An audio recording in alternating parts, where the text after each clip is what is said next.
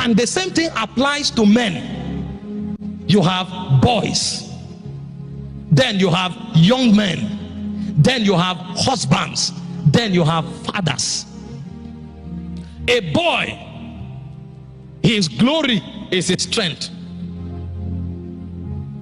That's why all of us sitting here, when we were in our early teens, we fought 1, 2, 3 person. Every day you go out to play, either your face is swollen or your head is swollen. No matter how spiritual you are, you must want to show your masculinity.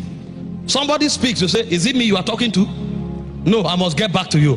I must show that I'm a man. That's a boy. When you grow from there and you become a young man, you begin to think responsibilities. What do I need to do? You take responsibility for yourself and you take responsibility for others. That's what makes you a young man. That's the sign that you are growing. If everything about you is you feel fight, you can defend, you are a boy. You need to grow to a level where you take responsibility. So somebody can offend you. Instead of fighting to show your masculinity, you take responsibility for peace. Because you have grown from a boy to a young man. And then you move from there, you become a husband. When you become a husband, you migrate from taking just responsibility to loving sacrificially. That's what God sees before he allows any of his daughters to be committed to you. But many times, God is telling his daughters, don't go there. That person is still a boy. But they say, no, I love his chest. God is saying, wait, let him metamorphose. He has not become a husband. He is still a young man. He wants to prove that he's strong. So when you are quarreling, although you are the one who is right, he will slap you to keep quiet. Because he wants to show that he's a stronger person. So that's a boy in marriage. Because he's a boy and always wants to show his masculinity, he is self-centered.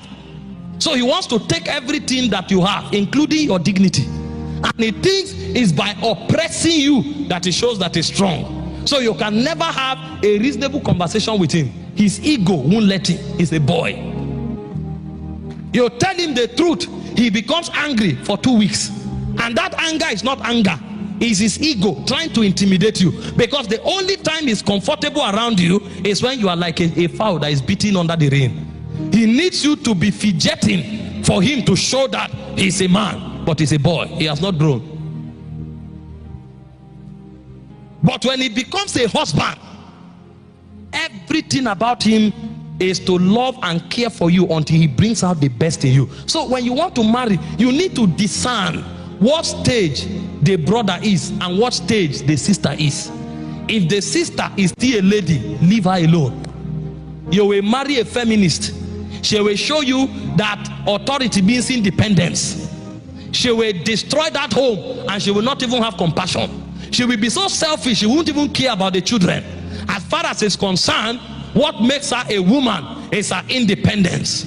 Because that's the level of maturity she has attained. Until you find a wife. That's why we don't find ladies. They say he who finds a wife. A wife is one who understands that her strength is her submission. And a husband is not a man who is strong. A husband is not a man who has the capacity to take responsibility. A man can pay house rent. A man can buy cars, but he doesn't love you. He is still very selfish and self-centered. Everything he's buying is to show you that he has arrived. So he has 5 cars. It's not because he needs them. He just wants his ego that is driving him. And he will see you, he will dash you a car. He doesn't love you. He wants everybody to know that the lady he's dating is driving a Jeep that he bought for her. So it's about he. The day you touch his ego, you will know that he doesn't care about you. So you must make sure the person you are going into a relationship with is a husband. The word husband means gardener. It's somebody who can care for the flower, nurture the flower until he brings it out. It's when wife and husband find themselves that marriage can take place.